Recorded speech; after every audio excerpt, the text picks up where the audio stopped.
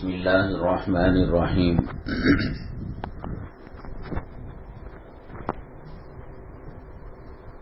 الحمد للہ نحمده ونستعینه ونستغفره ونؤمن به ونتوکل علیہ ونعوذ باللہ من شرور انفسنا ومن سیئات اعمالنا من يهده الله فلا مضل له ومن يضلله فلا هادي له ونشهد أن لا إله إلا الله وحده لا شريك له ونشهد أن سيدنا ومولانا محمدا عبده ورسوله صلى الله عليه وعلى آله وأصحابه وبارك وسلم تسليما كثيرا أما بعد فأعوذ بالله من الشيطان الرجيم بسم الله الرحمن الرحيم يا أيها الذين آمنوا قوا أنفسكم وأهليكم نارا قال النبي صلى الله عليه وسلم كلكم راع وكلكم مسؤول عن رعيته أو كما قال النبي عليه الصلاة والسلام رب اشرح لي صدري ويسر لي أمري واحلل عقدة من لساني يفقهوا قولي اللهم صل على سيدنا مولانا محمد في أول كلامنا اللهم صل على سيدنا مولانا محمد في أوسط كلامنا اللهم صل على سيدنا مولانا محمد في آخر كلامنا. معزز اسلامی خواتین، ویسے تو اللہ تعالی کے دربار میں ہر انسان اپنے کیے کے بارے میں، اپنی دنیا اور اپنے اعمال کے بارے میں حساب و کتاب دے گا، اور اپنے نامہ اعمال میں اور اپنی ذمہ داریوں میں، جیسے نماز ہے، روزہ ہے، کلام پاک کی تلاوت ہے، صدقہ ہے، خیرات ہے، بعض یہ سمجھتے ہیں دوسری کوئی ذمہ داری نہیں ہے. اولاد کی تربیت اپنے نامہ اعمال کا ایک حصہ ہے. اولاد کو دین کے راستے پر چلانا، کلام پاک کا سکھانا، سنتوں کا سکھانا، دین کا سکھانا، یہ ماں باپ کی ذمہ داری ہے. قرآن شریف کے اندر اللہ تعالیٰ نے فرمایا وَلَا تَزِرُ وَازِرَةٌ وِزْرَ أُخْرَىٰ، ایک دوسرے کا بوجھ قیامت کے دن کوئی نہیں اٹھائے گا. ماں ماں کا اٹھائے گی، باپ باپ کا اٹھائے گا، بھائی بھائی کا، بہن بہن کا. حضرت آسیہ رضی اللہ تعالی عنہا اپنا نام اعمال اللہ کو پیش فرمائیں گی، فرعون اپنا پیش کرے گا. حضرت لوط علیہ السلام اپنا نام اعمال اللہ کے دربار میں پیش فرمائیں گے، اور ان کی بیوی جو کافرہ تھی وہ اپنا حساب و کتاب اللہ سے کرے گی. بلا ایک دوسرے کا کوئی بوجھ نہیں اٹھائے گا، بلکہ ہم نے کئی مرتبہ کہا کہ کفن کی گھاٹی کے ساتھ رشتے ٹوٹ جاتے ہیں. اسی لیے خامین کے مرنے کے 4 مہینے 10 دن جو عزت کے رکھے گئے، نکاح تو ٹوٹ جاتا ہے وفات سے، لیکن خامین کے احترام میں عدت بٹھائی جاتی ہے. اور اگر کسی کی زوجہ بیوی مر جائے تو پھر اس کو اختیار ہے کہ وہ دوبارہ کسی اور سے نکاح کر سکتا ہے. یہ رشتے سانسوں کے چلنے تک رہتے ہیں. قیامت میں نوح علیہ السلام اپنے بیٹے کو کام نہیں آئیں گے. نبی کریم صلی اللہ علیہ وسلم حضرت فاطمہ الزہرا رضی اللہ تعالی عنہا، آپ کی نور نظر، آپ کی لفت جگر، آپ کی چہیتی بیٹی، اور آپ نے جن دل و جان سے جن کو چاہا تھا ان کو دنیا میں کہہ دیا کہ مال لینا ہے، دولت لینا ہے، روپیہ لینا ہے، پیسہ لینا ہے، باغات لینا ہے، کوٹیاں بنگلے لینے ہیں، لے لو۔ قیامت کے دن اگر ایک سبحان اللہ کی کمی تمہارے پلڑے میں ہوگی نام اعمال میں، تو پھر یوں نہ کہنا کہ میرے ابا سرکار دو عالم صلی اللہ علیہ وسلم تھے، پیغمبروں کے سردار تھے، سید الاولین تھے، سید الآخرین تھے، ساقی کوثر ہیں، شافی محشر ہیں، یہ کچھ نہیں چلے گا حسب و نسب، ایک دوسرے کے بارے میں کچھ نہیں چلے۔ اللہ کے نبی صلی اللہ علیہ وسلم کی صاحبزادی اللہ تعالیٰ نے نبی کریم صلی اللہ علیہ وسلم کے ذریعے سے کہلوایا، وَسَيِّدَةُ نِسَاءِ أَهْلِ الْجَنَّةِ فاطمہ، جنتی عورتوں کی سردار ہیں حضرت فاطمہ رضی اللہ تعالی عنہا، اور ان کے بارے میں کہا کہ لینا ہے لے لو، قیامت کے دن میں محمد صلی اللہ علیہ وسلم تمہارے کام نہیں آ سکتا۔ تو جیسے نماز اپنی زندگی کا حصہ ہے، میرا رمضان میری زندگی کا حصہ ہے، یہ پارٹس ہیں، زندگی کے شعبے ہیں۔ اولاد ماں باپ سے کٹی ہوئی نہیں ہے، ماں باپ سے الگ نہیں ہے۔ جیسے اپنی نماز پڑھنا فرض ہے، بچے کو بالغ ہونے کے بعد نماز کا پڑھانا جیسے اپنی نماز فرض ہے، اسی طریقے سے فرض ہے۔ اپنے روزے رکھنا فرض ہے، بچوں کو رمضان المبارک میں بڑے ہونے کے بعد روزہ رکھانا ماں باپ کی ذمہ داری ہے، ان کو دین سکھانا، ان کو سنت سکھانا، ان کو کلمے سکھانا، ان کو تلاوت سکھانا۔ آج ماحول یہ ہے کہ آدمی ماں باپ دنیا کی تو فکر کرتے ہیں، ہائے میرے داماد کا کیا ہوگا، میری بیٹی کا کیا ہوگا، میرے بچے کا کیا ہوگا، کالج میں ایڈمیشن کا کیا ہوگا، فیس کا کیا ہوگا، ادھر ادھر محنتیں مشقتیں پڑتے ہیں، ادھر ادھر کی دوڑ لگاتے ہیں کہ میرا بچہ ڈاکٹر ہو جائے، انجینئر ہو جائے، جج ہو جائے، لائر ہو جائے، وہ سعودی میں کمانے کے لائق بن جائے، وہ امریکہ میں کمانے کے لائق بن جائے۔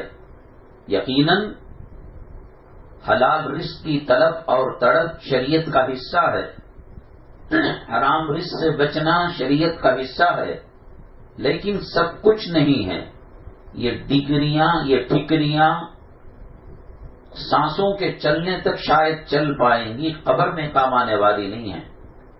ماں باپ کو ایسی ڈگری دینا جو دنیا میں بھی کام آئے، جو قبر میں بھی کام آئے، جو میدان محشر میں کام آئے، اور جو پل صراط پر کام آئے، وہ ڈگریاں دلانا ماں باپ کی ذمہ داری ہے۔ جیسے اپنی نماز پڑھنا ذمہ داری ہے، اپنا روزہ رکھنا ذمہ داری ہے، اپنے آپ کو شریعت کا پابند کرنا ذمہ داری ہے، اسی کا ایک حصہ ہے۔ اولاد ہمارے جسم کا ایک ٹکڑا ہے، ہمارے دل و دماغ کا ایک حصہ ہے، کوئی الگ چیز نہیں ہے۔ ہاں کوشش کی اور مقدر میں ہدایت نہیں تھی وہ الگ بات ہے، لیکن کوشش کرنا ہماری ذمہ داری ہے۔ اور کوشش کرنے کا مطلب صرف اذان دے دینا نہیں ہے۔ مؤذن صاحب فجر میں اذان دیتے ہیں، الصلاۃ خیر من النوم، نماز نیند سے بہتر ہے۔ اب ان کی ذمہ داری نہیں ہے کہ کوئی اٹھ رہا ہے یا کوئی اٹھ رہی ہے یا نہیں اٹھ رہا ہے یا نہیں اٹھ رہی ہے۔ اللہ کا نبی کریم صلی اللہ علیہ وسلم کا حکم ہے، یہ کہنا اور اذان دینا، اٹھنا اٹھانا ہماری ذمہ داری ہے۔ تو اس طریقے سے بچوں کو رسمی طور پر کہہ دینا بیٹا ایسا نہیں کرتے، بیٹی ایسا نہیں، اس سے کام نہیں چلتا۔ اگر تنور میں آگ لگی ہوئی ہو، کرنٹ کا اسٹو چل رہا ہو، اور بچہ رینگتا ہوا انگاروں کو دیکھ کر یہ سمجھتا ہے کہ کوئی کھلونا ہے، اور رینگتے ہوئے کہیں خدا نہ کرے ہاتھ میں انگارہ لے لے، یا کرنٹ کی بجلی کا ہیٹر وہ ہاتھ میں لے لے، تو کیا ایسے ہی اذان دیتے ہیں؟ آگ خطرناک چیز ہے، کرنٹ خطرناک چیز ہے، بچوں اس سے بچ جاؤ؟ نہیں، ماں اپنی جان کو جوخم میں ڈال کر، خطرے میں ڈال کر، ارے ارے ارے بابو کیا ہو گیا، لقمان کیا ہو گیا، اور عائشہ زینب کیا ہو گیا، اپنے جان کو خطرے میں ڈال کر بچاتی ہے۔ اسی طریقے سے عذاب قبر سے بچانے کی فکر کرنا صرف اذان دینے سے کام نہیں چلتا۔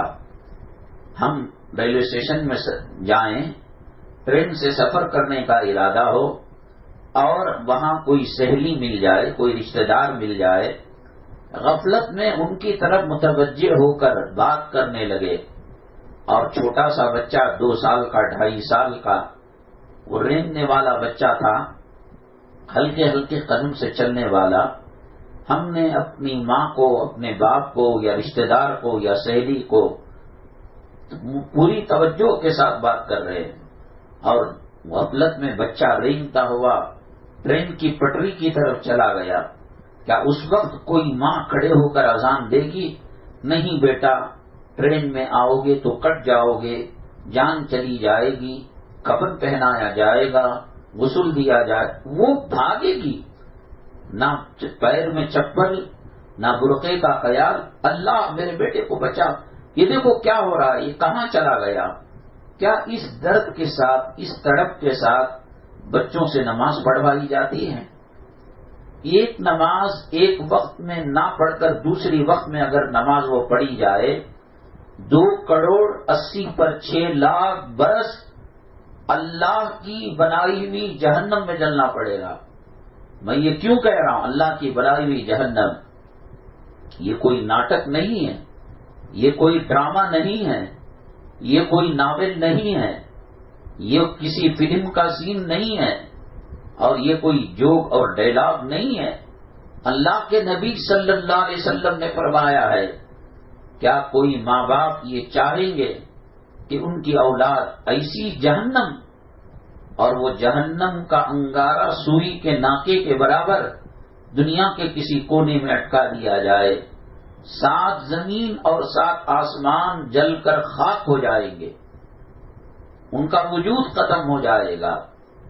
ہم بچوں کو اچھے کپڑے دیں، سردی کے اندر اچھی بنیان اور سوٹر دیں، طبیعت خراب ہو اچھے ڈاکٹر سے علاج کرائے، دنیاوی تعلیم کے لیے اچھے کالج، اچھی یونیورسٹی یا کسی فارن ملک کے اندر ایجوکیشن دلائے۔ شریعت منع نہیں کرتی، شریعت کہتی ہے کہ سب کچھ بناؤ مسلمان بنا کر۔ وہ جانوروں اور حیوانوں کی طرح کالج کے ماحول سے متاثر ہو کر کھڑے ہو کر استنجا کرتا ہے، کھڑے ہو کر کھانا کھاتا ہے، ڈامے ہاتھ سے کھڑے ہو کر پانی پیتا ہے، نماز کا عطا پتہ نہیں۔ یاد رکھیے گا، اللہ کے نبی صلی اللہ علیہ وسلم نے فرمایا، تم میں سے ہر کسی کو اپنی ذمہ داری کے بارے میں سوال کیا جائے گا۔ تمہارے میں کی ہر ماں، ہر باپ ذمہ دار ہے اپنی اولاد کے بارے میں۔ قیامت کے دن جہاں اپنا حساب و کتاب دینا ہوگا، ہم کو یہ بھی حساب و کتاب دینا ہوگا۔ بیٹی کو جہیز کے اندر فریج بھی دیا، واشنگ مشین بھی دی، قیمتی امپورٹڈ کار بھی دی، بنگلہ بھی دیا، کپڑے لتے بھی دیے، سونے چاندی بھی دیا، زیورات بھی دیا، گھر کا ساز و سامان بھی دیا، ایمان نہیں دیا، قرآن کی تعلیم نہیں دی، نبی کریم صلی اللہ علیہ وسلم کی سنتیں نہیں دی، پردہ نہیں دیا، اور برقعے کی تعلیمات نہیں دی، یہ تو وہ ہے جو قارون کے خزانے کا حصہ تو ہو سکتا ہے، لیکن عذاب قبر سے بچانے والی چیز نہیں ہو سکتی۔ آپ 7 زمین 7 آسمان، قیمتی ہیرے موتی جواہرات دے دے، لیکن کلمے کا ترجمہ اس کو معلوم نہ ہو، نبی کریم صلی اللہ علیہ وسلم کے بارے میں معلوم نہ ہو، نماز اور وضو کے فرائض کے بارے میں معلوم نہ ہو۔ کتنی خواتین ہیں جو آنکھ کے اوپر بھویں آتی ہیں، اس کو کاٹتی ہیں، تراشتی ہیں اپنے چہرے کو خوبصورت بنانے کے لیے، اللہ کے نبی جناب محمد الرسول اللہ صلی اللہ علیہ وسلم نے فرمایا تراشنے والی اور جس کو تراشا جاتا ہے دونوں پر خدا کی لعنت ہے، پھٹکار ہے. اور جس پر خدا کی لعنت ہو کیا وہ چہرہ جنت میں جا سکتا ہے؟ کیا وہ چہرہ قبر کے اندر اللہ کے جنت کی کھڑکی کو کھلوا سکتا ہے؟ ایک چھوٹی سی بات میں کہہ رہا ہوں. فقہا نے کتابوں میں لکھا ہے آٹا گوندتے ہوئے ناخنوں کے اندر آٹا چلا گیا اور ایسے سخت ہو گیا کہ پانی پہنچ نہیں پا رہا ہے تو اس کا غسل بھی نہیں ہوگا، اس کا وضو بھی نہیں ہوگا. اور جس کا غسل نہیں اس کا وضو نہیں، جس کا وضو نہیں اس کی نماز قبول نہیں. آپ بتائیے، کسی مفتی صاحب سے پوچھنے کی ضرورت ہے کہ صاحب وضو ضروری ہے، اور وضو کب ہوتا ہے؟ جب ہر وضو کے اعضاء پر پانی پہنچ جائے.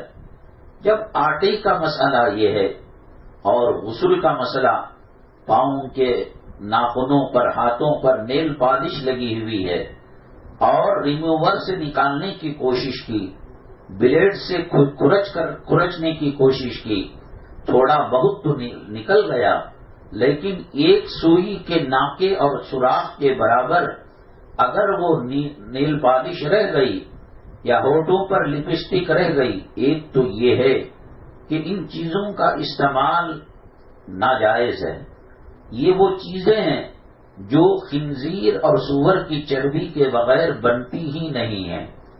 اس لیے کہ دنیا کے اندر انسان کا جو ٹیمپریچر ہے، جسم کی گرمی ہے، وہ مرغی کے چربی کو پگھلا دیتی ہے. آپ جنوری کے مہینے میں، دسمبر کے مہینے میں جب سردی بہت عروج پر ہوتی ہے، بہت زیادہ ہوتی ہے، آپ کشمیر چلے جائیں، آپ نارتھ انڈیا، یہاں کی سردی اتنی معلوم نہیں ہوتی. نارتھ انڈیا، شمالی ہندوستان، دلی، دیوبند، سہارنپور، آپ چلی جائیں دسمبر کے آخر میں، جنوری کے شروع میں، اپنے ہاتھ میں مرغی کی چربی رکھیے، پگھل جائے گی. بکرے کی چربی رکھیے، پگھل جائے گی. کب؟ گرمیوں میں نہیں، برسات کے دنوں میں نہیں، جب سردیوں میں پانی جم جاتا ہو اور پانی کے اوپر برف کی ایک سطح بن جاتی ہو، ایسے میں بھی اللہ انسان کے جسم میں وہ ٹیمپریچر اور گرمی رکھتا ہے کہ مرغی کی چربی پگھل جاتی ہے. جتنے حلال جانور ہیں سب کی چربی پگھل جاتی ہے. خنزیر جو سور ہے، ناپاک نجس العین جانور، جس کا نام لیتے ہوئے، سنتے ہوئے کراہت محسوس ہوتی ہے اور ایک گھن آتی ہے، اس کی چربی خدا نہ کرے آپ ہاتھ میں رکھ کر دیکھیں نہیں پگھلتی. تو چنانچہ لپسٹک اور نیل پالش جو ہوتی ہے وہ بہت دیر تک جسم میں رہنے کے لیے اس کے اندر اگر مرغی کی چربی ملائیں پگھل جائے گی، بکری کی چربی لگائیں پگھل جائے گی. اور آپ اونٹ کی، بھینس کی، گائے کی، یہ سب حلال جانور کی چربیاں پگھل جائیں گی. اور نیل پالش کو بہت دیر تک رہنا ہے اور لپسٹک کو بہت دیر تک رہنا ہے، تو اس کے اندر خنزیر اور سور کی چربی ملائی جاتی ہے تاکہ ہماری کمپنی کی لپسٹک اور نیل پالش عورت کے حسن کو اور اس کی خوبصورتی کو دیر پا قائم رکھے. اب بتائیے اس کا لگانا کیا ان مسلمان کے لیے جائز ہے؟ کیا خنزیر کا نام لینے کے اندر کراہت آتی ہے، جسم میں جھرجھراہٹ آتی ہے؟ جس بچی کا نام فاطمہ نبی کی بیٹی کے نام پر ہے اور جس کا نام ختیجہ ہماری امی حضرت ختیجہ کے نام پر ہے اور جس کا نام زہرا جنت کے پھولوں کی پنکھڑی کا نام ہے، کیا اس پر خنزیر اور ناپاک جانور کی چربی کو لگایا جا سکتا ہے؟ اور اس کے ہوتے ہوئے کیا وضو ہو سکتا ہے؟ کیا نماز ہو سکتی ہے؟ کیا غسل ہو سکتا ہے؟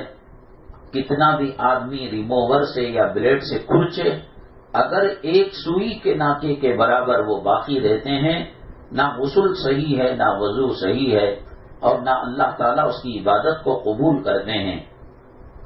بچپنے سے بچیوں کے ایسے کپڑے پہنانا جس کے اندر ایسا فراق ہوتا ہے کہ 2 تاغوں کے اندر اٹکا ہوا ہوتا ہے. بچے کو کیا معلوم ہے، بچی کو کیا معلوم ہے، 2 سال کی، 2.5 سال کی، 3 سال کی بچی، گھٹنے کے اوپر اس کا فراق اور ایک چھوٹی سی چڈی پہنا دی جاتی ہے، اور وہ فراق اور وہ جمپر اتنا مہین اور باریک اور ٹرانسپلانٹ ہوتا ہے کہ اس کے پہنانے کے بعد اس کے جسم کا حصہ اس کپڑے سے نمایاں ہوتا ہے اور دکھائی دیتا ہے. جیسے گلاس پانی کا شیشے کا ہو تو اس کے اندر جو چیز ڈالی جاتی ہے، آپ شربت ڈالیں تو شربت کا کلر دکھے گا، آپ روح افزا ڈالیں خون کا رنگ آئے گا، آپ پانی ڈالیں پانی کا رنگ نظر آئے گا.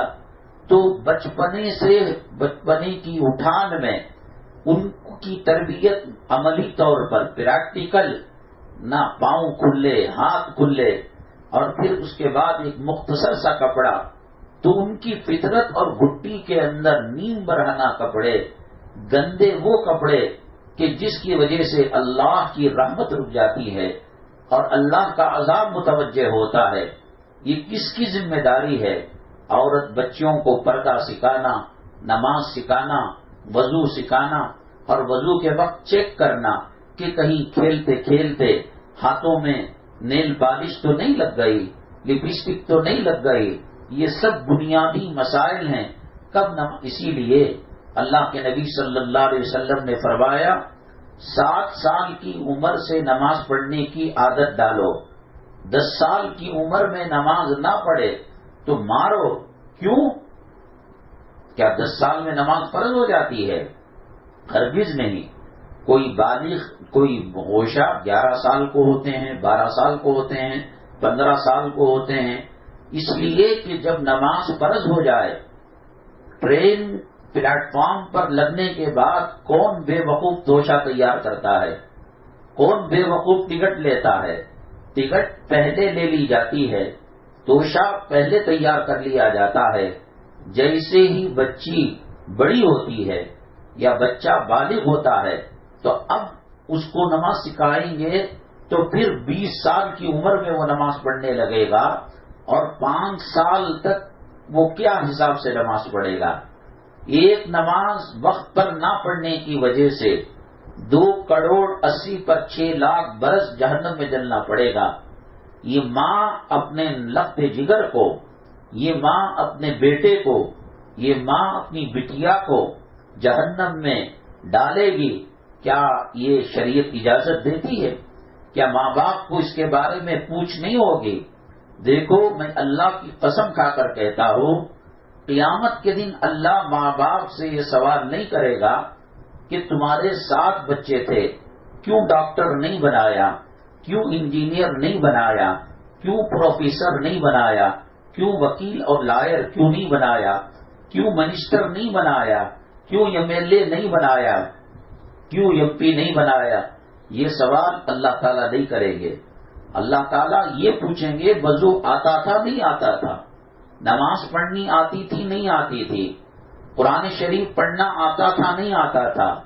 بچوں کو ماؤں کے پیٹ میں آ جانے کے بعد اس بات کی فکر کی جاتی ہے کون سی کانوینٹ اسکول کے اندر اس کو پڑھایا جائے، اس کو ڈاکٹر بنائے. بڑی فکریں ہوتی ہیں.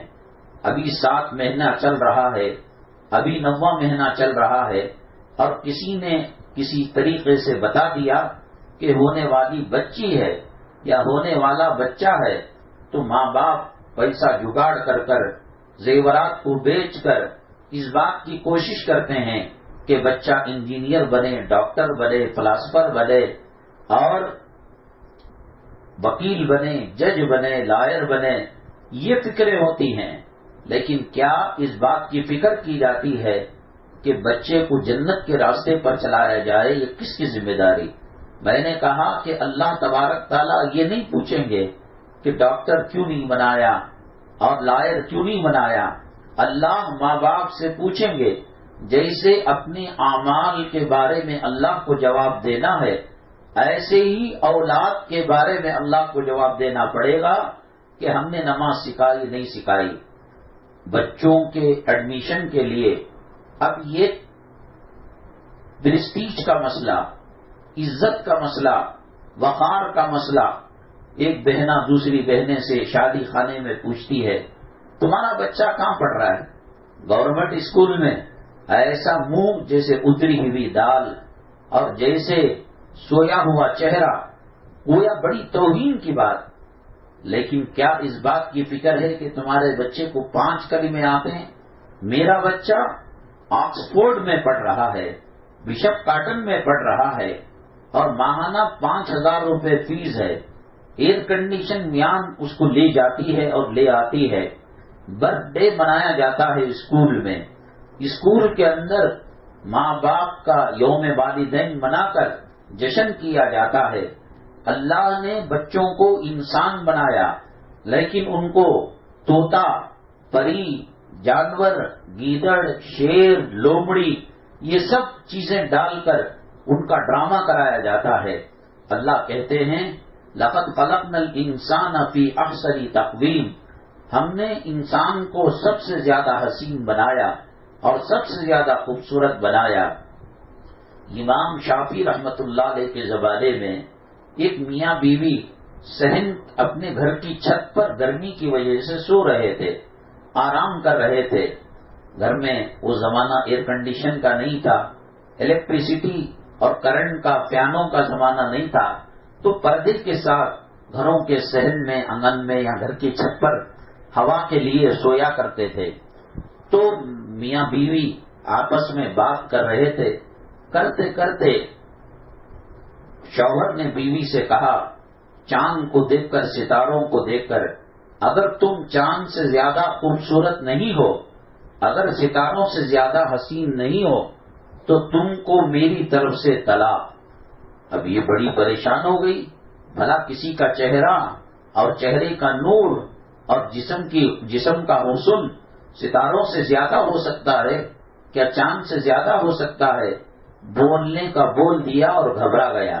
صبح ہوئی، اللہ اللہ کر کر تہجد پڑھی، فجر کی نماز پڑھی، اشراق کی نماز پڑھی، اور پڑھنے کے بعد حضرت امام شافعی رحمۃ اللہ علیہ کے پاس آئے.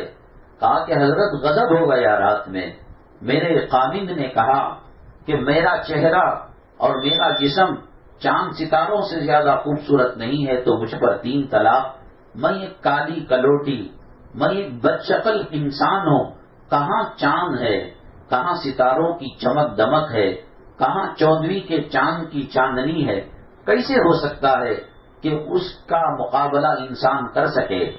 امام شافعی رحمت اللہ علیہ نے فرمایا کہ جاؤ آرام سے جورو مرد عزت کی زندگی گزارو. آئندہ اگر کوئی بات کہنی ہے سوچ سمجھ کر شریعت کو سامنے رکھ کر کہو. یہ طلاق کوئی مذاق نہیں ہے، اور یہ زندگی اور یہ نکاح کا جوڑا کوئی مذاق نہیں ہے. حضرت سے خامند نے کہا، پوچھا حضرت آپ نے کیسے کہہ دیا کہ ہمارا نکاح نہیں ٹوٹا؟ یہ کالی کلوٹی جو ہے بد شکل عورت ہے، بھلا چاند کی چاندنی سے اس کے منہ کا کیا لینا دینا؟ یہ بد شکل اور بدحیت اس کا جسم ہے، بھلا اس کا ستاروں کی چمک دمک سے کیا لینا؟ میاں تم نے قرآن پڑھا نہیں. اللہ نے کہا چاند کو بنانے والا کون ہے؟ اللہ. ستاروں کو بنانے والا اللہ. زمینوں کو بنانے والا، آسمانوں کو بنانے والا، عرش و کرسی کو بنانے والا، فرشتوں کو بنانے والا، جنت کو بنانے والا، پھولوں میں مسکراہٹ دینے والا، شبنم میں نرمی دینے والا اور برف میں سردی دے کون ہے؟ اللہ ہے. تیری بیوی کو کس نے بنایا؟ اللہ نے بنایا. وہ اللہ کہتا ہے لقد خلقنا الانسان فی احسن تقویم، ہم نے انسان کو سب سے بہترین بنایا ہے. چاند سے بھی، ستاروں سے بھی، سورج سے بھی، زمین و آسمان میں جو مخلوق ہے، جو پھول ہیں اور جو سمندر کی روانی ہے، جو چاند کی چاندنی، اللہ نے کہا، اللہ نے بنایا. کیا تجھے اللہ کی بات پر بھروسہ نہیں ہے؟ تو اس طریقے سے انسان اس بات کی ماں باپ فکر کرے کہ دین کی تعلیم بچوں کے اندر ٹھوس ٹھوس کر رکھی جائے. تو چنانچہ وہ سالانہ جلسے کے اندر اینول ڈے ہوتا ہے، پیرنٹس ڈے ہوتا ہے، یہ سب وہیں عیسائی مشنریز اسکولوں کے اندر سکھایا جاتا ہے. اس کے برتھ ڈے کو وہ گھر سے چاکلیٹ لا کر بانٹتا ہے، اس کے برتھ ڈے کو یہ لا کر بانٹتا ہے. ابھی سے لڑکا اور لڑکی کو جان بوجھ کر بٹھایا جاتا ہے ایک ساتھ، تاکہ لڑکے لڑکیوں کے بغیر، لڑکیاں لڑکوں کے بغیر اپنی زندگی کو، اپنے کلاس کے وقت کو ادھورا سمجھے. کھڑے ہو کر استنجا کرنے کی تربیت کی جاتی ہے. اور کتا جو نجس جانور ہے، ناپاک جانور ہے، خنزیر جو ناپاک جانور ہے، بار بار اس کا نام لیا جاتا ہے، ڈی فار ڈاگ. کتا گھر میں جہاں رہتا ہے رحمت کے فرشتے نہیں آتے. مسلمان اندرونی روحانی طور پر ایک قسم کی کراہت محسوس کرتا ہے کتے کے نام سے، خنزیر کے نام سے. ڈی سے لاکھوں چیزیں آتی ہیں، لیکن ڈی سے ڈاگ کہہ کر انسان اور مسلمان اور کتے کے درمیان جو نفرت کا پردہ تھا اس کو گرایا جاتا ہے. پی سے لاکھوں چیزیں بولی جا سکتی ہیں، پیکاک ہے، کیا ہے، پٹاٹو ہے، سب آ سکتا ہے. لیکن پک کہہ کر، برا جانور کہہ کر، خنزیر کہہ کر اس کے اور مسلمان کے درمیان جو نفرتوں کی دیوار ہے اس کو گرایا جاتا ہے. استنجا خانے ہوتے ہیں، ان استنجا خانوں کے اندر ٹیشو پیپر رکھا جاتا ہے، پانی نہیں رکھا جاتا، تاکہ یہ چھوٹے بچے ان کی اٹھان طہارت سے نہ ہو، نجاست سے ہو. اللہ کے نبی صلی اللہ علیہ وسلم نے فرمایا الطہور شطر الایمان، پاکی آدھا ایمان ہے. پاکی کے بغیر عمرہ نہیں، پاکی کے بغیر طواف نہیں، پاکی کے بغیر صفا مروہ کی سعی نہیں، پاکی کے بغیر قرآن کو چھونا نہیں، پاکی کے بغیر فرض نماز نہیں، پاکی کے بغیر تہجد کی نماز نہیں. تو وہ لوگ ریسرچ کر کر بچوں کی اٹھان، بچوں کی تربیت، آپ دیکھیے کہ بہت سارے کالجز اور بہت سارے اسکولز مرد بچوں کو کوٹ پہناتے ہیں اور فل پینٹ پہناتے ہیں، اور لڑکیوں کو جو حیا کے مجسمے ہیں، جو پردہ جن کے لیے فرض ہے، ان کو اسکرٹ پہنا کر ان کی پنڈلیاں کھلی ہوئی رہتی ہیں، اور وہ سواری کے اندر بیٹھ کر جائے، ہوا سے کپڑا ادھر ادھر ہوتا ہے. اللہ کے نبی صلی اللہ علیہ وسلم نے فرمایا الحیاء شعبۃ من الایمان، حیا ایمان کا ایک حصہ ہے. ہم تحقیق کریں نہ کریں، ہمارے دشمن قرآن و حدیث پر ریسرچ کر کر انسان اور مسلمان سے طہارت کو دڑواتے ہیں اور شرم و حیا کا جنازہ نکالا جاتا ہے. بہت توجہ دی جاتی ہے اور بہت شان پتی سے کہا جاتا ہے کہ صاحب بڑی قیمتی امریکہ کی برانچ ہے، فرانس کے اندر ہے یہ اسکول، برطانیہ میں ہے یہ اسکول. ہاں صاحب، تم پڑھا رہے ہو برطانیہ والی اسکول میں، امریکہ کی شاخ میں، امریکہ کی اسکول کی برانچ میں، لیکن کلام پاک کس سے پڑھوا رہے ہو؟ کلام پاک جو تجوید نہیں جانتا، کلام پاک عربی زبان میں ہے. عربی زبان بڑی نازک زبان ہے. کلام پاک میں اللہ نے فرمایا انا صببنا الماء صبا، یہ صاد، یہ سین، یہ سے، یہ تینوں کے الفاظ اور تینوں کا مخرج اور تینوں کی ادائیگی الگ الگ ہے. صاد کو الگ کہا جاتا ہے، سین کو الگ کہا جاتا ہے. السلام علیکم میں سین ہے، اور انا صببنا الماء میں صا ہے، اور وبثنا فیہا وہاں سا ہے. تو تین حرف ہیں اور تین حرف کی ادائیگی کا طریقہ الگ ہے. قرآن اللہ کی عربی زبان، جنت کی عربی زبان میں ہے، وہ اتنی حساس ہے، ذرا کے زیر پر، ذرا سے زبر پر زمین و آسمان کا فرق ہو جاتا ہے. صراط الذین انعمت، اے اللہ وہ راستہ جس پر تو نے انعام کیا ہے. انعمتا کو بھول کر اگر کوئی انعمتو پڑھ دیتا ہے اور سمجھتا ہے کہ اس کا معنی یہ ہے، وہ اسلام سے نکل جاتا ہے اور اس کی شادی ٹوٹ جاتی ہے، اور اس کی کوکھ سے پیدا ہونے والے بچے ناجائز پیدا ہوتے ہیں. جب نکاح ٹوٹ جاتا ہے تو پھر بچے ناجائز ہوتے ہیں. صرف انعمتو کہا، انعمتو کے معنی میں نے انعام کیا، انعمتا کے معنی اے اللہ تو نے انعام کیا، سببنا الماء کے معنی صوت سے پڑھا جائے تو پانی برسانے کے ہیں۔ اللہ کہتے ہیں کہ ہم نے بارش کا پانی دیا، تمہاری زندگی کے لیے پانی دیا، یہ ہماری نعمت ہے۔ اگر صوت کے بجائے سین سے پڑھے انا سببنا الیاذ باللہ تو اس کے معنی یہ ہے کہ اللہ کہتا ہے کہ میں نے گالی دی۔ اللہ کی طرف گالی کو منسوب کرنے سے آدمی کافر ہو جاتا ہے۔ چلو صاحب یہ بات آپ کو سمجھ میں نہیں آ رہی ہوگی، سورہ فاتحہ تو سمجھتے ہوں گے نا، الحمدللہ رب العالمین۔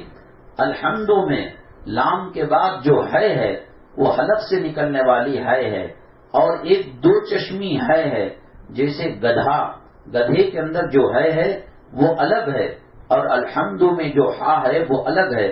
اگر کوئی الحمد میں تجوید کی رعایت کرے بغیر، عربی لینگویج کو سیکھے بغیر الحمد کی ہے کے بجائے ہے پڑھ دے دو چشمی، تو اس کے معنی یہ ہیں تباہی اور بربادی اور گالیاں، یہ سب کچھ اللہ کے لیے، الیاذ باللہ۔ کیا یہ کہنے کے بعد مسلمان باقی رہتا ہے؟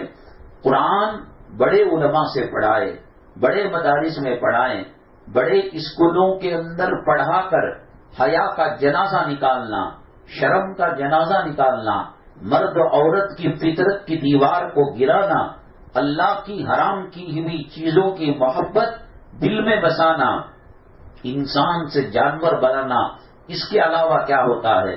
ہماری نواسی، ہماری بچی، ہمارا بیٹا آج جو ہے فنکشن ہوا، اس میں گدھ بنا تھا، اس میں کتا بنا تھا، اس میں لومڑی بنا تھا۔ اللہ کہتے ہیں ہم نے تجھے بہترین انسان بنایا، اور یہ کالجز، یہ یونیورسٹیاں، یہ بچوں کے اسکول انسانی کو انسانیت کے دائرے سے نکال کر جنگل کا درندہ بناتے ہیں۔ اس دھرتی میں آسمان کے نیچے زمین کے اوپر اللہ نے سب سے اچھی جو مخلوق بنائی وہ انسانوں کی مخلوق بنائی، اس میں شرم، حیا اور غیرت اور سخاوت اور ایک دوسرے کی ہمدردی اور خیر خواہی کو رکھا۔ یہ اسکول جو عیسائی یہود و نصارہ کی مشنریوں پر کام کرتے ہیں، وہ چاہتے ہیں کہ انسانیت ختم ہو جائے۔ شریعت کے اندر جو تعلیمات ہیں اس میں دو چیزیں بڑی خطرناک ہیں، ایک علماء کو توہین کرنا، اولیاء کی توہین کرنا، اور دوسرا انٹرسٹ لینا دینا، سود لینا دینا، ماٹی کیچ پر گھر دینا لینا۔ کیوں؟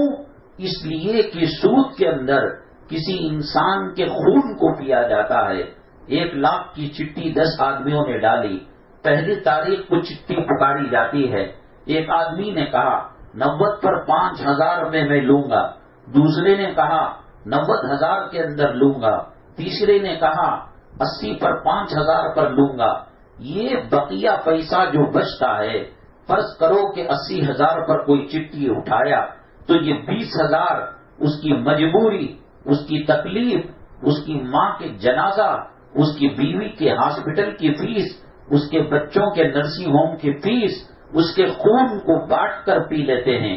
انسانیت یہ ہے کہ جیسے انصار جب مکہ مکرمہ سے ہجرت کر مدینہ طیبہ گئے، مہاجرین گئے، انصار مدینہ طیبہ کے رہنے والے، اللہ کے نبی صلی اللہ علیہ وسلم نے کہا کہ تم دونوں آپس میں دینی بھائی ہو، ایک دوسرے کی مدد کیا کرو۔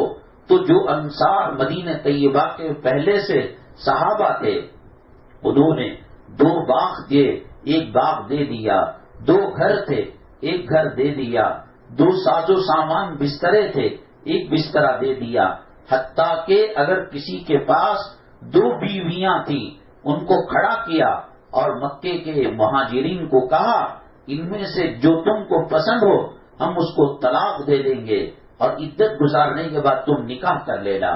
اسلام ایک دوسرے کی ہمدردی اور خیر خواہی سکھاتا ہے۔ جنگ یرموک کے اندر صحابہ زخمی پڑے ہیں، پانی کی سخت ضرورت ہے۔ ایک صحابی ایک مشکیزے میں پانی لے کر پہلے والے صحابی کے پاس جاتے ہیں، وہ مرنے کی حالت میں ہیں اور مرنے سے ان کو پتا ہے کہ بیوی بیوہ ہو جاتی ہے، بچے یتیم ہو جاتے ہیں، ہماری جان نکل جاتی ہے، سکرات کے مرحلے سے اور موت کی شدت کے مرحلے سے گزرنا پڑتا ہے. ایسی حالت میں وہ صحابی کہتے ہیں جاؤ بغل میں جو دوسرے صحابی ہیں ان کو پانی کی زیادہ ضرورت ہے، وہاں لایا جاتا ہے. وہ کہتے ہیں تیسرے نمبر پر جو صحابی ہیں ان کو پانی کی زیادہ ضرورت ہے، تیسرے نمبر پر لایا جاتا ہے. حتیٰ کہ تماموں سے گزر کر جب پہلے نمبر پر آتے ہیں وہ شہید ہو چکے ہوتے ہیں. اسی لیے اللہ نے کلام پاک میں فرمایا یؤثرون علی انفسہم ولو کان بہم خصاصہ. وہ ایک دوسرے کی مدد کیا کرتے تھے اور دوسروں کی خیر خواہی کیا کرتے تھے، اپنوں کی تکلیف کو برداشت کر لیا کرتے تھے. ایک صحابی ایک گھر میں مہمان ہو کر گئے اور گھر میں کھانا اتنا تھا، بچے کھاتے ماں باپ بھوکے رہتے، ماں باپ کھاتے بچے بھوکے رہتے، اور اس پر سے یہ صحابی مہمان آ گئے. ماں باپ نے مشورہ کیا تو ماں نے کہا میں بچوں کو ایسی لوری سناتی ہوں کہ بچے سن کر وہ سو جائیں اور گہری نیند کے اندر چلے جائیں. بعد میں دسترخوان بچھانا اور تم بھی مہمان بھی کھانے کے لیے بیٹھنا، میں ایک وقت کا فاقہ کر لوں گی، مجھے کوئی بات نہیں، اللہ اجر دے دے گا. مہمان نوازی دین کا حصہ ہے، مہمانوں کی خاطرداری کرنا اسلام کا حصہ ہے، ہماری زندگی کے اخلاق کا حصہ ہے. چنانچہ بیگم نے کہا دسترخوان بچھا لینا، تم اور مہمان بیٹھ جانا، میں کھانا پروسوں گی، دسترخوان پر رکھ دوں گی، چراغ جلتا رہے گا، تم یہ کرنا کہ پانی لینے کے بہانے یا کسی طریقے سے ہوا چلا کر چراغ کو بجھا دینا، اور پھر کھانے کی آواز منہ سے چپ چپ چپ کرنا کہ تاکہ مہمان یہ سمجھے کہ گھر والا بھی کھا رہا ہے. فکر یہ ہوتی کہ بچوں کو بھوکا سلا دے، ماں بھوکی رہ جائے، اور باپ دسترخوان پر کھانے کی آواز کر کر چراغ کو گل کر دے اور مہمان کے پیٹ میں کھانا چلا جائے. یہ شریعت کی تعلیم ہے. اس لیے سود کسی انسان کی مجبوری کا ناجائز فائدہ اٹھانے کا نام ہے. میں نے بتایا کہ چٹ فنڈ کے اندر انسان کی جتنی مجبوری ہوتی ہے اتنا پیسہ وہ چھوڑ کر چٹ اٹھاتا ہے. 2 گناہ ایسے ہیں اللہ کہتے ہیں کہ میں ان کے خلاف اعلان جنگ کروں گا، میں ان کے خلاف لڑائی کروں گا. ایک اولیاء اللہ اور علماء کی بے عزتی کرنے والے، اور دوسرے سود اور انٹرسٹ پر لینے اور دینے والے. حالانکہ بہت سارے گناہ ہیں، زنا بھی گناہ ہے، اور قتل کرنا بھی گناہ ہے، شراب پینا بھی گناہ ہے، خامن کا بیوی کو ستانا بھی گناہ ہے، بیوی کا خامن کو تنگ کرنا بھی گناہ ہے، اور ناچ گانا دیکھ. لیکن ان میں کسی گناہ پر اللہ تعالیٰ اعلان جنگ نہیں کر رہے ہیں. شریعت بھائی چارگی کا نام ہے، شریعت ایک دوسرے کی خیر خواہی کرنے کا نام ہے، شریعت ہمدردی کا نام ہے. دارالعلوم دیوبند کے جو بزرگان دین اساتذہ کرام تھے وہ اڑوس پڑوس کے گھروں میں رہا کرتے تھے، تو اگر کوئی فروٹ گھر کے اندر لاتے، آم کے سیزن میں آم لاتے، جام کے سیزن میں امرود کے سیزن میں امرود لاتے، جامن لاتے، اگر اللہ نے ان کو سہولت دی تو وہ اتنا لاتے کہ اڑوس پڑوس میں تقسیم کر دیتے. لیکن پیسوں کی تنگی کی وجہ سے اگر کم لاتے تو بچوں اور گھر والوں کے کھانے کے بعد چھلکوں کو باہر نہیں پھینکتے. کہیں یتیم کا بچہ، کہیں بیوہ کا بچہ، کہیں غریب بچہ، اس کے کو دیکھ کر اس کے دل کو درد نہ ہو. روٹی کھانے کے بعد روٹی کے جو ٹکڑے اور کھانے کے جو ذرات دسترخوان پر رہ جاتے اس کو جمع کرتے، اس کو سکھاتے، اور اس کے بعد چیونٹیوں کی جو بل اور سوراخ ہوتے، کیڑوں کے، حشرات الحرث کے جو بل اور سوراخ ہوتے ان کو کھلایا کرتے تھے. یہ اخلاق، یہ انسانیت شریعت کی تعلیم ہے. اللہ کے نبی جناب محمد الرسول اللہ صلی اللہ علیہ وسلم رات میں نماز پڑھنے کے لیے، عبادت کرنے کے لیے اٹھتے. امی جان حضرت عائشہ صدیقہ رضی اللہ تعالی عنہا فرماتی ہیں کہ آپ بغیر چپل کے وضو کرنے جاتے تھے اور استنجا کرنے کے لیے جاتے تھے. کہا آپ کے پاس تو کھڑاوا ہیں، لکڑی کے چپل ہیں، آپ استعمال کر سکتے ہیں. تو جو خادم صحابی تھے ان کو اللہ کے نبی صلی اللہ علیہ وسلم نے فرمایا میں ضرور پہن سکتا ہوں، لیکن میرے چپلوں کی کھڑکھڑاہٹ سے میری بیوی کے نیند میں فرق آئے گا، میں اس کی اجازت نہیں دیتا، شریعت اس کی اجازت نہیں دیتی۔ اپنی نماز، اپنی روزہ یقیناً عبادت ہے، لیکن اس کے ذریعے سے کسی کا دل دکانا اور کسی کی جی کو ٹھیس پہنچانا، تو نماز پڑھتی نہیں، میں تو الحمدللہ تہجد بھی پڑھتی ہوں، گیا اس کا ثواب قریب ہے۔ اپنی عبادتوں کے ذریعے سے بھی کسی کو تکلیف پہنچانا جائز نہیں ہے۔ تو شریعت کا مزاج خیر خواہی ہے، اپنے چراغ کو بجھا کر مہمان نوازی کرنا اور اپنی بیویوں میں سے کسی بیوی کو طلاق دے کر دوسرے سے نکاح کرنا، باغات کا حصہ دینا، بھوکوں کو کھلانا ہم اور مجبوروں کی مدد کرنا، یہ شریعت کا حصہ ہے۔ لیکن عیسائی تعلیم کے اندر خود غرضی سکھائی جاتی ہے، تو کھا لے، تو پی لے، تو اپنی زندگی دیکھ لے۔ نتیجہ یہ ہوتا ہے کہ بچے کی اٹھان جب غیر اسلامی تعلیمات کے ذریعے سے جانور بنایا گیا، حیوان بنایا گیا اور خود غرضی سکھائی گئی اور ٹوائلٹوں کے اندر ٹیشو پیپر رکھے گئے، پرانے اخبار کے ٹکڑے رکھے گئے، تو شروع سے ان کے اندر نجاست کی طبیعت ہو جاتی ہے۔ وہ خنزیر جس کا ہم بڑے پہلے کے بڑے لوگ تو نام بھی نہیں لیتے، وہ سمجھتے کہ اس سے وضو ٹوٹ جاتا ہے، وہ کہتے کہ ناپاک جانور ہے، اب وہ پی سے پک 100 مرتبہ یاد کر رہا ہے۔ اگر کسی چیز کو بار بار کہا جائے تو اس کی نفرت کم ہو جاتی ہے اور اس کی برائی کم ہو جاتی ہے۔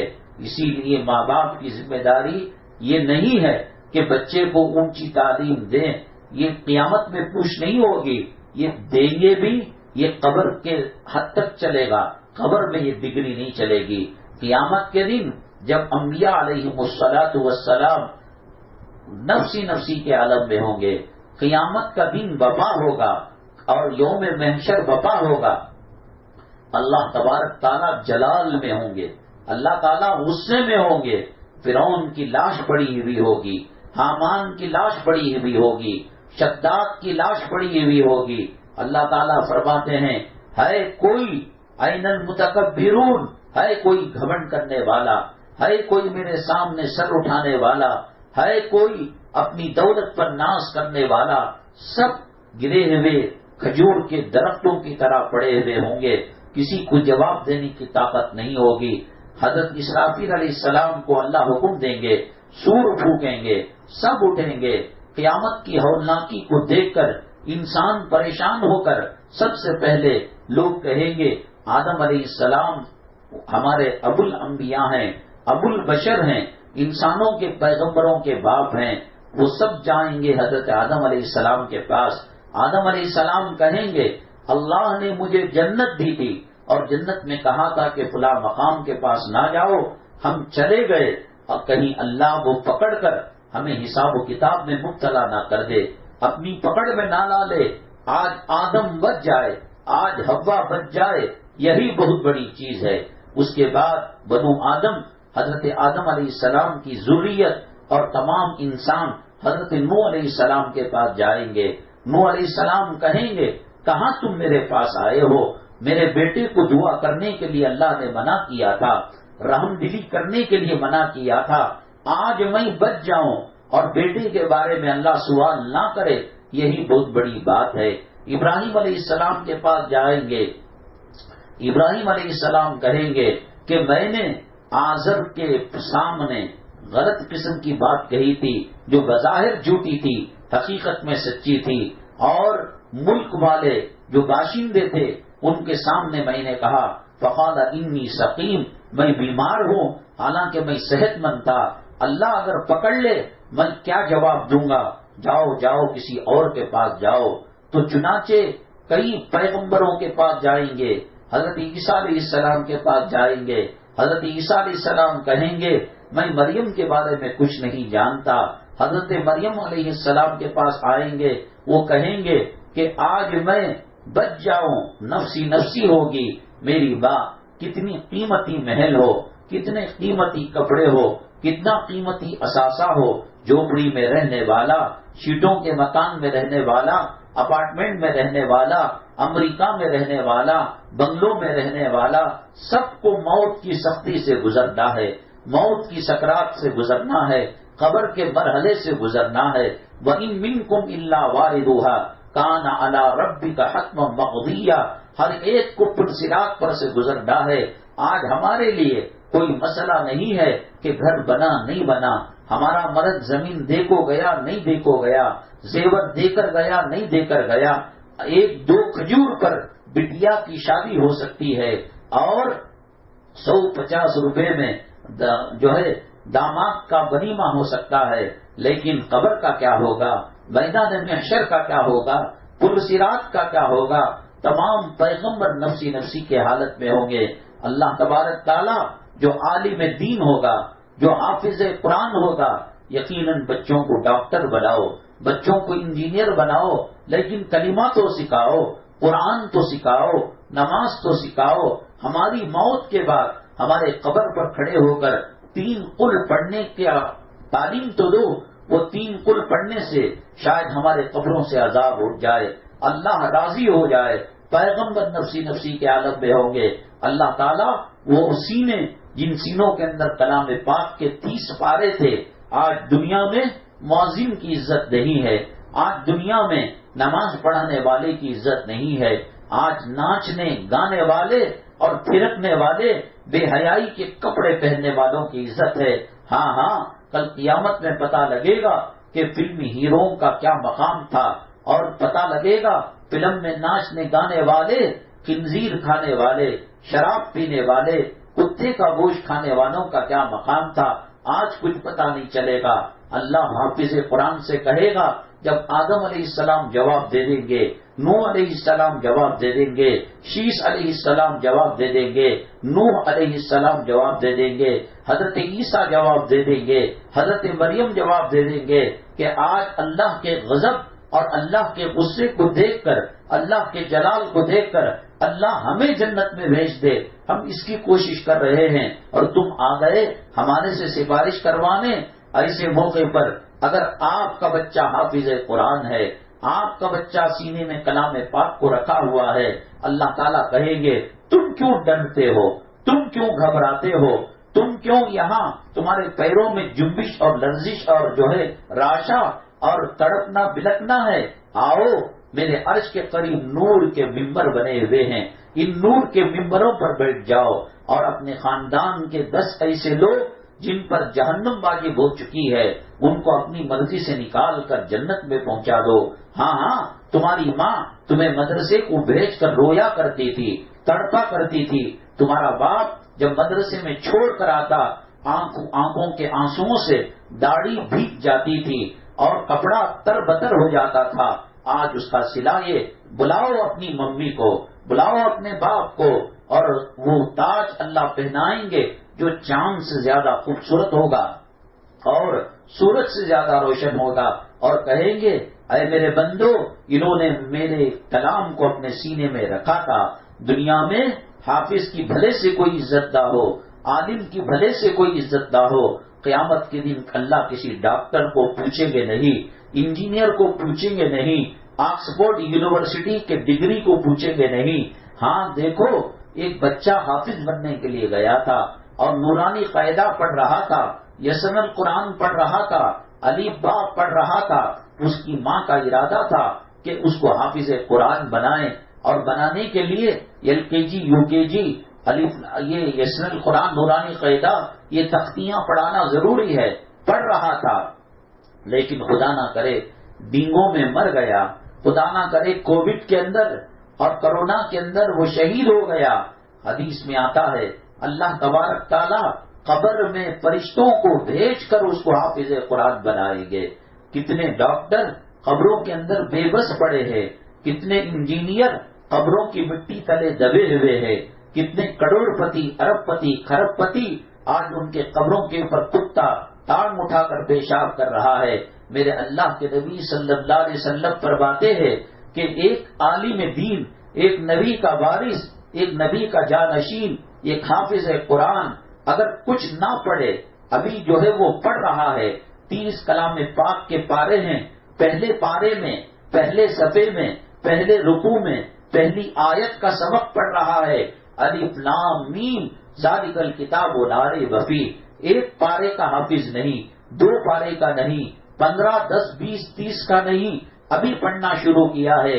میرے آقا دو عالم صلی اللہ علیہ وسلم نے فرمایا وہ اتنا رحمت کا پیکر ہے، اتنا نور کا مجسم ہے کہ جس قبرستان سے گزرے گا 40 دن تک اللہ اس قبرستان سے عذاب کو اٹھا لے گا۔ یہ وہ تعلیم ہے جو قبر کے اندر بھی کام آنے والی، محشر میں بھی کام آنے والی۔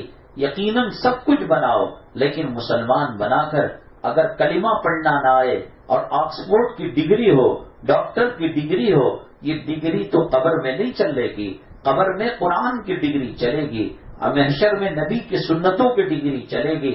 میں نے تو بتایا آپ کو کہ پیغمبر نفسی کے حالت میں ہوں گے، لیکن اللہ حافظ قرآن کو نور کے ممبر پر بٹھائے گا۔ میری مائیں اور بہنیں، اب ہر زمانے میں نت نئے قسم کے فتنے آتے ہیں۔ اب جو فتنہ چل رہا ہے مسلمانوں کو غیر مسلم بنانے کا، مرتد بنانے کا، اسلامی تعلیمات سے دور رکھنے کا، نبی کے طریقوں کے تعلق سے دلوں میں نفرت پیدا کرنے کا، اللہ تبارک تعالیٰ انشاءاللہ اگلے ہفتے ہم اس کے بارے میں ڈیٹیل بتائیں گے، تفصیل سے بتائیں گے یہ فتنہ مرتد بنانے کا کیا ہے اور کس طریقے سے نبی کریم صلی اللہ علیہ وسلم کی زندگی کی نفرت مسلمانوں کے دلوں میں ڈالی جاتی ہے۔ مسلمان نام کا مسلمان ہے، اندر سے وہ منافق ہے، اسے غیروں کے طریقے پسند ہیں، اسے حجاب پسند نہیں ہے، اسے پردہ پسند نہیں ہے، اسے نماز پسند نہیں ہے، اسے نبی کے طریقے پسند نہیں ہے، نام مسلمانوں کا ہے۔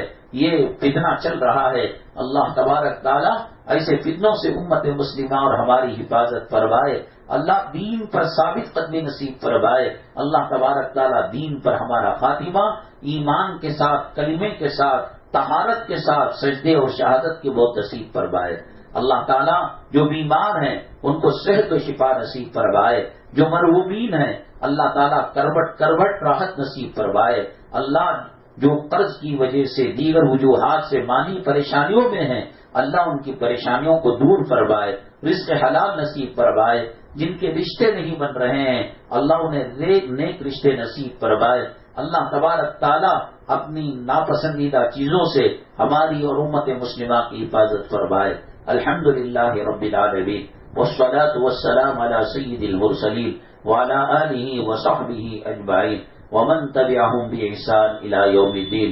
اللهم ارحم امت محمد صلی اللہ علیہ وسلم، اللهم اصلح امت محمد صلی اللہ علیہ وسلم، اللهم فرج عن امت محمد صلی اللہ علیہ وسلم۔ سبحان ربک رب العزة عما يصفون وسلام علی المرسلین والحمد للہ رب العالمین۔